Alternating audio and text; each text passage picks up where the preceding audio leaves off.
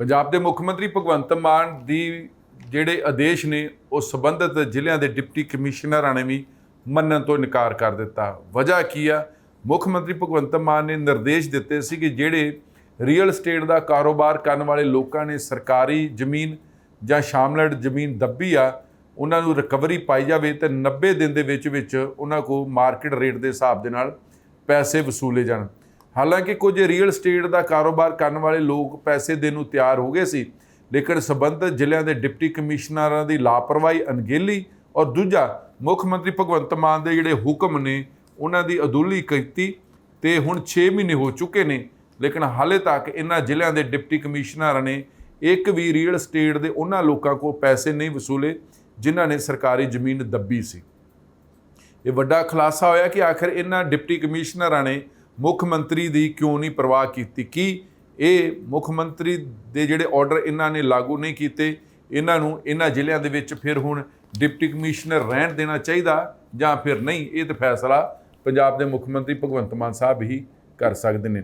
ਮਸਲਾ ਕੀ ਅਸਲ ਦੇ ਵਿੱਚ ਮੁੱਖ ਮੰਤਰੀ ਭਗਵੰਤ ਮਾਨ ਸਾਹਿਬ ਨੇ ਕਲੀਅਰ ਸਾਫ਼ ਸਪਸ਼ਟ ਡਾਇਰੈਕਸ਼ਨਾਂ ਦਿੱਤੀਆਂ ਸੀ, ਆਦੇਸ਼ ਜਾਰੀ ਕੀਤੇ ਸੀ ਕਿ ਉਹ ਲੋਕ ਜਿਨ੍ਹਾਂ ਨੇ ਪੰਚਾਇਤੀ ਜ਼ਮੀਨ ਜਾਂ ਸਰਕਾਰੀ ਜ਼ਮੀਨ ਜਾਂ ਹੋਰ ਜ਼ਮੀਨਾਂ ਤੇ ਕਬਜ਼ਾ ਕੀਤਾ, ਖਾਸ ਕਰਕੇ ਰੀਅਲ ਸਟੇਟ ਦਾ ਕਾਰੋਬਾਰ ਕਰਨ ਵਾਲੇ ਤੇ ਸੰਬੰਧਿਤ ਇਹਨਾਂ ਜ਼ਿਲ੍ਹਿਆਂ ਦੇ ਡਿਪਟੀ ਕਮਿਸ਼ਨਰਾਂ ਨੂੰ ਆਦੇਸ਼ ਜਾਰੀ ਕੀਤੇ ਸੀ ਮੁੱਖ ਮੰਤਰੀ ਭਗਵੰਤ ਮਾਨ ਸਾਹਿਬ ਨੇ ਕਿ 90 ਦਿਨਾਂ ਦੇ ਵਿੱਚ ਮਾਰਕੀਟ ਰੇਟ ਦੇ ਹਿਸਾਬ ਨਾਲ ਮੁੱਲ ਤੈਅ ਕਰਕੇ ਇਹਨਾਂ ਜ਼ਮੀਨਾਂ ਦਾ, ਜਿੰਨੀ ਜ਼ਮੀਨ ਹੈ ਉਸ ਹਿਸਾਬ ਦੇ ਨਾਲ ਰੇਟ ਤੈਅ ਕਰਕੇ ਇਹਨਾਂ ਕੋਲ ਪੈਸੇ ਵਸੂਲੇ ਜਾਣ।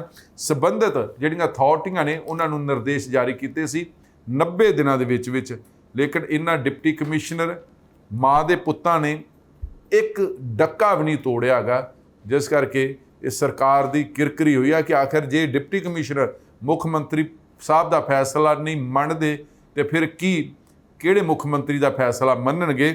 ਸਵਾਲ ਆ ਕਿ ਪਿਛਲੇ ਦਸੰਬਰ ਦੀ 1 ਤਰੀਕ ਨੂੰ ਇਹ ਮਸਲਾ ਉੱਠਿਆ ਸੀ ਅਖਬਾਰਾਂ ਦੇ ਵਿੱਚ ਕਿ ਕਰੀਬ 80 ਏਕੜ ਜਿਹੜੀ ਜ਼ਮੀਨ ਆ, ਜਿਹਦੀ ਲਗਭਗ ਜਿਹੜੀ ਜ਼ਮੀਨ 80 ਏਕੜ ਆ, ਜਿਹਦੀ ਮਾਰਕੀਟ ਵੈਲਿਊ ਬਾਜ਼ਾਰੀ ਕੀਮਤ ਲਗਭਗ 500 ਕਰੋੜ ਰੁਪਏ ਬਣਦੀ ਹੈਗੀ ਆ।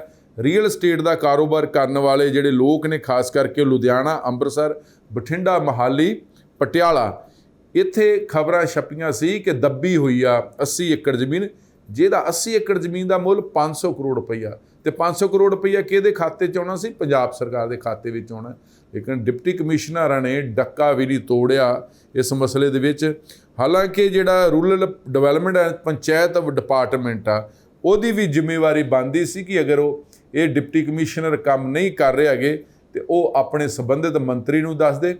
ਪਹਿਲਾਂ ਜਿਹੜੇ ਮੰਤਰੀ, ਜਿਵੇਂ ਤੁਸੀਂ ਜਾਣਦੇ ਹੋ, ਕੁਲਦੀਪ ਸਿੰਘ ਧਾਲੀਵਾਲ ਸਨ, ਉਹਨਾਂ ਕੋਲ ਇਹ ਅਹੁਦਾ ਖੋਹ ਲਿਆ ਸੀ, ਤੇ ਅੱਜ ਕੱਲ੍ਹ ਜਿਹੜੇ ਮੰਤਰੀ ਨੇ ਉਹ ਨੇ ਲਾਲਜੀਤ ਸਿੰਘ ਭੁੱਲਰ। ਹੁਣ ਸਭ ਤੋਂ ਵੱਡੀ ਗੱਲ ਹੈ ਕਿ ਇਹਨਾਂ ਲੋਕਾਂ ਦਾ ਪੋਜੈਸ਼ਨ ਹੀ, ਔਰ ਪੋਜੈਸ਼ਨ ਕਿਉਂਕਿ ਕਾਫੀ ਲੰਮੇ ਸਮੇਂ ਤੋਂ, ਕਈ ਦਹਾਕਿਆਂ ਤੋਂ ਇਹਨਾਂ ਲੋਕਾਂ ਨੇ ਕਬਜ਼ਾ ਕੀਤਾ ਹੋਇਆ ਹੈ। ਲੇਕਿਨ ਜਦ ਟ੍ਰਿਬਿਊਨ ਦੇ ਵਿੱਚ ਖਬਰ ਪ੍ਰਕਾਸ਼ਿਤ ਹੋਈ ਸੀ ਪਿਛਲੇ ਦਸੰਬਰ 1 ਨੂੰ, ਵਿਸ਼ਵ ਭਾਰਤੀ ਹੋਣਾ ਦੀ ਜੋ ਟ੍ਰਿਬਿਊਨ ਦੇ ਸੀਨੀਅਰ ਪੱਤਰਕਾਰ ਨੇ, ਉਹਨਾਂ ਦੀ ਖਬਰ ਪ੍ਰਕਾਸ਼ਿਤ ਹੋਈ। ਉਸ ਤੋਂ ਬਾਅਦ ਮੁੱਖ ਮੰਤਰੀ ਭਗਵੰਤ ਮਾਨ ਸਾਹਿਬ ਨੇ ਨੋਟਿਸ ਲਿਆ। ਨੋਟਿਸ ਲੈਂਦਿਆਂ ਉਹਨਾਂ ਨੇ ਇੱਕ ਵੱਡੇ ਅਧਿਕਾਰੀਆਂ ਦੀ ਮੀਟਿੰਗ ਬੁਲਾਈ। ਵੱਡੇ ਅਧਿਕਾਰੀਆਂ ਦੀ ਮੀਟਿੰਗ ਦੇ ਵਿੱਚ ਕੌਣ ਪੁੱਜੇ ਸੀ? ਫਾਈਨੈਂਸ਼ੀਅਲ ਕਮਿਸ਼ਨਰ ਰੂਰਲ ਡਿਵੈਲਪਮੈਂਟ ਦੇ ਪ੍ਰਮੁੱਖ ਸਕੱਤਰ ਰੈਂਕ ਦੇ ਅਧਿਕਾਰੀ, ਘੱਟੋ ਘੱਟ ਜਿਨ੍ਹਾਂ ਦੀ 30 ਸਾਲ ਸਰਵਿਸ ਹੋ ਜਾਂਦੀ ਹੈ, ਤੇ ਨਾਲ ਬਾਕੀ ਜਿਹੜੇ ਅਧਿਕਾਰੀ ਉਹ ਇਸ ਮੀਟਿੰਗ ਦੇ ਵਿੱਚ ਸ਼ਾਮਲ ਹੋਏ ਸੀ। ਤੇ ਮੁੱਖ ਮੰਤਰੀ ਭਗਵੰਤ ਮਾਨ ਸਾਹਿਬ ਨੇ ਡਾਇਰੈਕਸ਼ਨ ਪਾਸ ਕਰ ਦਿੱਤੇ ਸੀ ਕਿ 90 ਦਿਨ ਦੇ ਵਿੱਚ ਰਿਕਵਰੀ ਜਿਹੜੀ ਵਸੂਲੀ ਕੀਤੀ ਜਾਵੇ। ਲੇਕਿਨ ਸਵਾਲ ਖੜਾ ਆ ਗਿਆ ਕਿ ਡਿਪਟੀ ਕਮਿਸ਼ਨਰਾਂ ਨੇ ਇਸ ਦੇ ਅੱਗੇ ਕੋਈ ਕੰਮ ਨਹੀਂ ਕੀਤਾ। ਡਿਪਟੀ ਕਮਿਸ਼ਨਰਾਂ ਦੀ ਕਿਉਂ ਜ਼ਿੰਮੇਵਾਰੀ ਬਣਦੀ? ਅਸਲ ਦੇ ਵਿੱਚ ਜਿਹੜੇ ਡਿਪਟੀ ਕਮਿਸ਼ਨਰ ਸੰਬੰਧਿਤ ਜ਼ਿਲ੍ਹਿਆਂ ਦੇ, ਉਹ ਲੈਂਡ ਪ੍ਰਾਈਸ ਫਿਕਸੇਸ਼ਨ ਕਮੇਟੀ ਦੇ ਮੁਖੀ ਹੁੰਦੇ ਨੇ ਆਪਣੇ ਜ਼ਿਲ੍ਹਿਆਂ ਦੇ ਵਿੱਚ, ਜਿਵੇਂ ਮੋਹਾਲੀ, ਪਟਿਆਲਾ, ਅੰਮ੍ਰਿਤਸਰ, ਜਲੰਧਰ, ਬਠਿੰਡਾ। ਇਹ ਜਿਹੜੇ ਲੈਂਡ ਪ੍ਰਾਈਸ ਦੀ ਜਿਹੜੀ ਕੀਮਤ ਆ ਇਹ ਫਿਕਸ ਕਰਦੇ ਹੈਗੇ ਨੇ। ਲੇਕਿਨ ਕਿਉਂਕਿ ਮਾਰਕੀਟ ਰੇਟ ਦੇ ਹਿਸਾਬ ਦੇ ਨਾਲ ਕਰਨੀ ਹੁੰਦੀ ਹੈ, ਲੇਕਿਨ ਇਹਨਾਂ ਨੇ ਡਿਵੈਲਪਰ ਦੇ ਨਾਲ ਕੋਈ ਮੁਲਾਕਾਤ ਨਹੀਂ, ਮੀਟਿੰਗ ਨਹੀਂ, ਕੋਈ ਆਰਡਰ ਨਹੀਂ, ਕੋਈ ਲਿਖਤੀ ਨਹੀਂ, ਕੋਈ ਜ਼ੁਬਾਨੀ ਨਹੀਂ ਕੀਤਾ ਨਹੀਂ ਹੈਗਾ। ਔਰ ਲਗਭਗ ਇਹਨਾਂ ਨੇ DC ਨੇ ਆਰਡਰ ਵੀ ਨਹੀਂ ਲਾਗੂ ਕੀਤੇ, ਜਦ ਕਿ CM ਭਗਵੰਤ ਮਾਨ ਦੇ ਸਾਫ਼ ਸਪਸ਼ਟ ਹਦਾਇਤਾਂ ਸਨ, ਹਦਾਇਤਾਂ ਵੀ ਹੁਕਮ ਸਨ, ਲੇਕਿਨ ਇਹਨਾਂ ਨੇ ਕੁਝ ਨਹੀਂ ਕੀਤਾ ਹੈਗਾ। ਇਹ ਵੀ ਸਭ ਤੋਂ ਵੱਡੀ ਜਾਣਕਾਰੀ ਮਿਲੀ ਹੈਗੀ ਹੈ ਕਿ ਕਿਸੇ ਵੀ DC ਨੇ, ਡਿਪਟੀ ਕਮਿਸ਼ਨਰ ਨੇ, ਬਤੌਰ ਲੈਂਡ ਪ੍ਰਾਈਸ ਫਿਕਸੇਸ਼ਨ ਕਮੇਟੀ ਦੇ ਮੁਖੀ ਹੋਣ ਦੇ ਨਾਤੇ ਪ੍ਰਪੋਜ਼ਲ ਨਹੀਂ ਤਿਆਰ ਨਹੀਂ ਕੀਤੀ ਤੇ ਨਾ ਹੀ ਸਰਕਾਰ ਨੂੰ ਭੇਜੀ ਹੈਗੀ ਆ। ਇਹ ਮਸਲਾ ਹੈਗਾ। ਹਾਲਾਂਕਿ ਇਹ ਵੀ ਮਸਲਾ ਸਾਹਮਣੇ ਆਇਆ ਕਿ ਕੁਝ ਜਿਹੜੇ ਡਿਵੈਲਪਰ ਨੇ ਉਹ ਸਰਕਾਰ ਨੂੰ ਪੈਸੇ ਜਮ੍ਹਾਂ ਕਰਾਉਣ ਵਾਸਤੇ ਰਾਜੀ ਨੇ, ਸਹਿਮਤ ਨੇ, ਕਿਉਂਕਿ ਜਿਨ੍ਹਾਂ ਨੇ ਜ਼ਮੀਨ ਦੱਬੀ ਆ, ਜ਼ਮੀਨ ਭਲਿਆਂ ਵੇਲੇ ਦੱਬੀ ਸੀ, ਅੱਜ ਰੇਡ ਮਾਰਕੀਟ ਆ, ਉਹ ਦੇਣ ਨੂੰ ਤਿਆਰ ਨੇ, ਕਿਉਂਕਿ ਉੱਥੇ ਉਹਨਾਂ ਨੇ ਕੀ ਪਤਾ ਕੀ ਕੁਝ ਉਸਾਰ ਲਿਆ ਹੋਵੇ, ਕੀ ਪਤਾ ਕੁਝ ਪਲਾਟ ਬਣਾਤੇ ਹੋ, ਕੀ ਪਤਾ ਉਹਨਾਂ ਪਲਾਟਾਂ ਦੇ ਵਿੱਚ ਘਰ ਉਸਾਰੇ ਗਏ ਹੋਣ, ਉਹ ਪੈਸੇ ਭਰਨ ਨੂੰ ਤਿਆਰ ਨੇ। ਲੇਕਿਨ ਡਿਪਟੀ ਕਮਿਸ਼ਨਰ ਚੁੱਪ ਕਰਕੇ ਬੈਠੇ ਰਹੇ। ਹੁਣ ਸਵਾਲ ਇਹ ਆ ਕਿ ਇਸ ਮਸਲੇ ਦੇ ਵਿੱਚ ਜੇ ਆਮ ਕੋਈ MLA ਹੋਵੇ, ਮੰਤਰੀ ਹੋਣ, ਉਹਨਾਂ ਦੇ ਹੁਕਮ ਦੀ ਅਦੂਲੀ ਤੇ ਹੋ ਸਕਦੀ ਹੈ, ਲੇਕਿਨ ਸੂਬੇ ਦੇ ਮੁੱਖ ਮੰਤਰੀ ਦੇ ਹੁਕਮਾਂ ਦੀ ਅਦੂਲੀ ਹੋ ਜੇ, ਇਹ ਤੇ ਸਾਰਾ ਪਾਪ ਆ, ਕਾਨੂੰਨ ਦੀਆਂ ਧੱਜੀਆਂ। ਵੈਸੇ ਤੇ ਕਿਹਾ ਜਾਂਦਾ ਕਿ ਮੁੱਖ ਮੰਤਰੀ ਇੱਕ ਵੀ ਸ਼ਬਦ ਬੋਲਦੇ ਨਾ ਆਪਣੇ ਮੂੰਹੋਂ, ਉਹ ਇੱਕ ਕਾਨੂੰਨ ਦੇ ਬਰਾਬਰ ਸਮਝਿਆ ਜਾਂਦਾ ਹੈਗਾ, ਲੇਕਿਨ ਇੱਥੇ ਕਾਨੂੰਨ ਦੀ ਉਲੰਘਣਾ ਹੋਈ ਆ।